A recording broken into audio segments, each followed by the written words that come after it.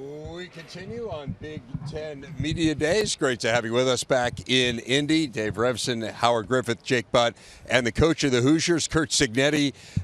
Coach, we heard you talking there to the media and talking about your expectations for this program. So let's get right into it. And I think one of the things that you've made clear as you've talked about your time as a head coach is that each place you've gone, you have improved it in year one. IUP, you did it. Elon, you did it. JMU, you did it. So what are your expectations? What's the blueprint for improving this program in year one at Indiana? I mean, really pretty simple. Improve as much as possible every single day. It's a process. We're very much process-oriented. I've approached this job a little different than the other ones with some of my public comments for reasons. But, you know, be where your feet are, control the controllables, you know, every minute, every hour, every rep, one play at a time. High standards, expectations, accountability throughout. We got a certain way we want to play. And, you know, improve as much as possible on a daily basis. When you say you've approached it differently for certain reasons, what are the reasons that you've chosen to approach it differently?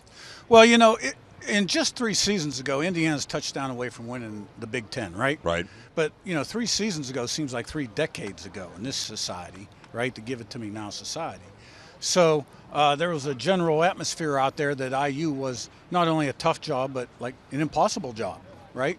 You hear that a little bit. Mm-hmm. And, you know, I wanted to see if the fan base was, you know, dead or just on life support.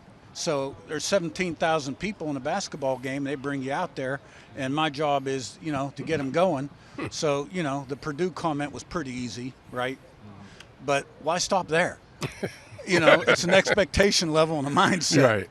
So, you know, hey, when you get to be my age, you sort of lose your filter a little bit anyhow, right? And, I mean, it is what it is, so whatever.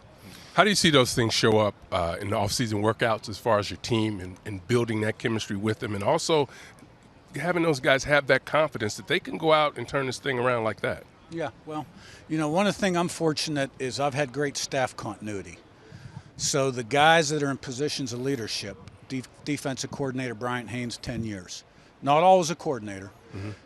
Mike Shanahan, offensive coordinator, 9 years. Same story, not always a coordinator. Strength and conditioning coordinator Derek Owens spends more time with than any of them, going on 5 or 6 with me. They know the blueprint, they know the standard, the expectation level, the accountability, how we do things, and I trust them, which makes the transition process smoother. Mm-hmm. December was turbulent. 10 guys in the portal the day I step on campus. I didn't know that when I took the job. They didn't tell me, but I wouldn't have told me either. But, you know, we brought 22 new guys in at the end of December, all conference, 2 3-year starters, production numbers, high character. We flipped the roster in 3 weeks. The January part, spring ball and all that, that was smoother. New offense, new defense. How do you practice? What are your expectations, standards? By practice 5, it felt like a practice. We got better, but we're not where we need to be. But nobody is right now. Yeah. Everybody's got new guys, and there's a reason you practice in August, right? So what I do in my messaging to the team is I try to say it in as few words as possible so that each word means something. Because once you lose them, it's hard to get them back, right? Now, by the same token, I'm a short practice guy. I've never gone 15 spring practices, never gone 25 fall, right? Like, the NCAA is going to tell me the magic number for fall practice? No. So I want them we got to stay injury-free everywhere I've ever been, right? And feeling as good as possible on Saturday so they can play their best. And how many reps do you need? I mean, Coach, just hearing you talk, and especially when you get going, you just exude that competitive fire and passion. It gets me fired up a bit, too, and I'm just curious. He doesn't have any eligibility left. I have no – I would love to play for you, though. But I'm curious, you know, when this started, how did you become who you are as a head coach?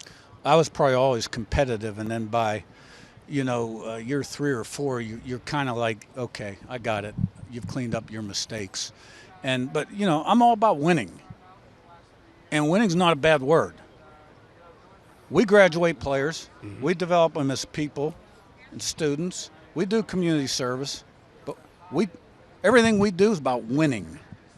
And everybody's on the same page, coaches and players.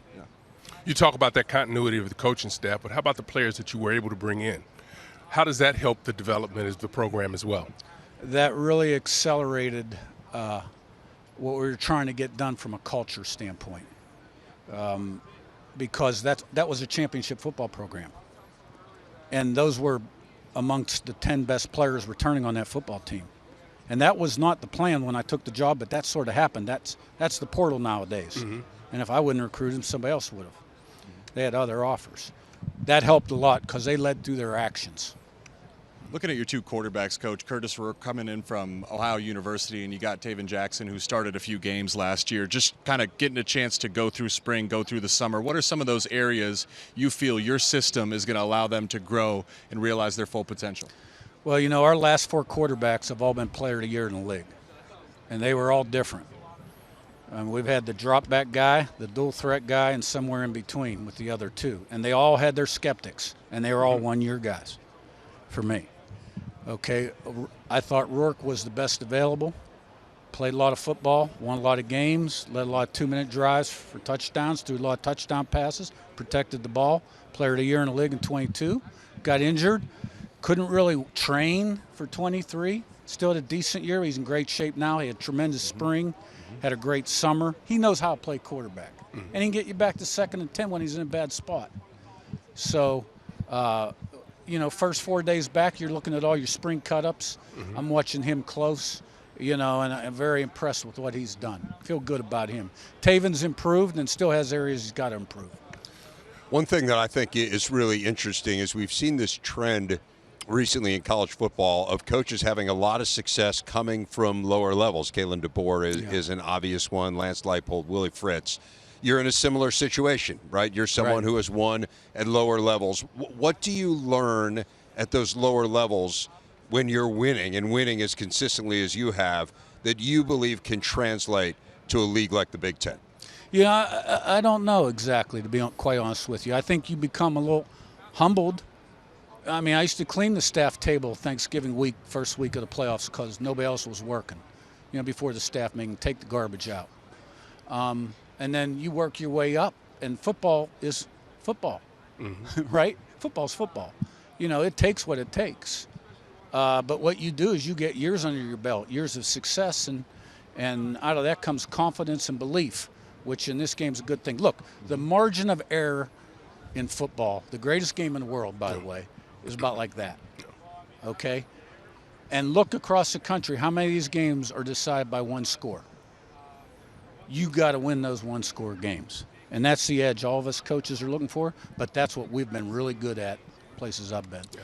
I think everyone wants to have the very best facilities out there. And when you go into the transfer portal, there are coaches that have said, you know what, I'm going to go to lower levels and bring guys up, because then they can understand where the opportunity that they have as far as facilities are concerned. Have you noticed any change like that from your players, just being more appreciative of what they have an opportunity to experience now? Yeah, I think the transfers, and a lot of them are 1-year guys, let's face it. You get a 2-year guy, you're ecstatic. Yeah. They're just looking for the opportunity because they want to go to the league, right? And they're looking to play on a bigger stage. Production's important to me. I think there's an intangible factor there about a guy that's been a starter, stayed on the field for 12 games, 3 years in a row, and produced for 3 years in a row, right? A stick-to-itiveness, a persistence, kind of guy you got to have. So those are the kind of guys we've recruited. When you talk about the 1-score games, the close games, and I remember even from my time playing against Indiana, we were in some tight battles, double overtime games. Like, looking at this roster, what is the difference? You know, what's going to be the difference maker for your roster, your staff, to win some of those close battles? Well, you get what you demand. And there's certain things we preach and believe in that leads to success, we believe, in those close games. And it's the old 1 play at a time, right? We all preach it, 6 seconds of play. Every play's got a life and a history of its own, fast, physical, relentless, smart, disciplined, poised. But the whole purpose of that is you're creating that habit the first practice. So you get in those games at the end, you're not looking at the scoreboard, you're just doing your thing. Let that other guy be affected by the circumstances of the game. Curt Cignetti, new head coach of the Indiana Hoosiers. Coach, appreciate it. Pleasure to get to know you, and we'll look forward to seeing you in camp. Great to be here.